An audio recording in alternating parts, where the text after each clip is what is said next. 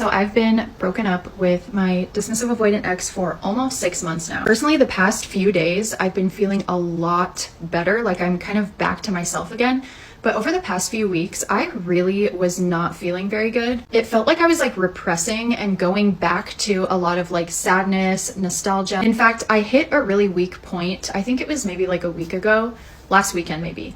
And I broke no contact and I messaged my ex being like, I miss you, something very simple. And he typically has always responded when I break no contact, but what he responds with is so vague and so brief and very close-ended that it doesn't lead to any more conversation. And although I know that, I still did this because I was having a very weak moment and a very just, I don't even know what I was thinking. So I messaged him that and he responded being like, how are you doing? And I said, oh, I'm good. Or he said like, how are you doing? How's your cleaning business? And I was like, oh, it's good. How are you? And he was like, good, just been playing a lot of baseball. He didn't ask any more questions or keep the conversation going. I think I sent one more thing being like, oh, right on, like I just went to the dentist or whatever. And it was just very superficial. And then he didn't respond to my last message that I sent. And a few days went by, there were no responses. And it just dawned on me, like after the third day of just like no responses, I was like, Geneva, girl, what the fuck are you doing? Get it, like snap out of it.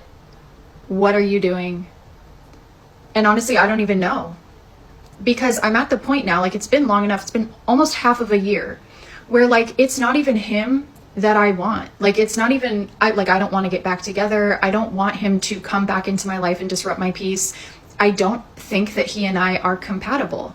I just don't. I generally don't think we have very much in common. And I think what was keeping me in that relationship was anxiety.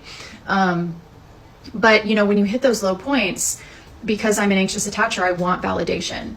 And the one person I want it from is the one person who can't give it to me. And that's why I want it so bad. But it really just hit me in that moment. Like, this is going to be the last time I do this. You know, when you just know that something is the last time, like you just feel it in your bones. You're like, I won't be reaching out again. So I blocked him, and everything in me knows, like, that's it. We're done. We're not doing this. What's done is done. He left. It's done. We're good. And for whatever reason, after that, I have been feeling so much better. It's like I had been holding open this door that I finally decided to close. And there's just like some liberation that comes with that. I also put it together in my mind that the past few weeks also coincided with me upping my dose a little bit on my SSRI. I had upped it because I get really bad PMDD. And so my doctor told me we should increase it just a little bit. So I did. And that happened to coincide with this kind of really bad few weeks. And so I'm thinking maybe that had a little bit to do with it, because whether you lower the dose or raise the dose, you know, it takes your body time to, you know, react to that new dosage.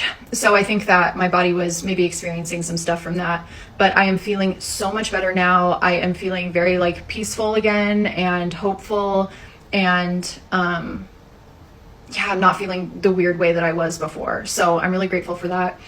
But yeah, I just think this is part of healing. I think it ebbs and flows like that. But it is really liberating to get to the point where you know in your heart that like you've let it go, and like that's the last time you're ever going to break no contact, you know? I mean, I don't like giving myself absolutes. I feel like that sets people up for failure, and I've learned that with my sobriety. Like, I'll never tell myself I'm never drinking again, because I just think that sets you up for failure. I just tell myself I'm definitely not drinking today, you know? And then I just do that every day. So I'm definitely not breaking no contact today. Definitely not breaking it tonight. And we'll start fresh tomorrow.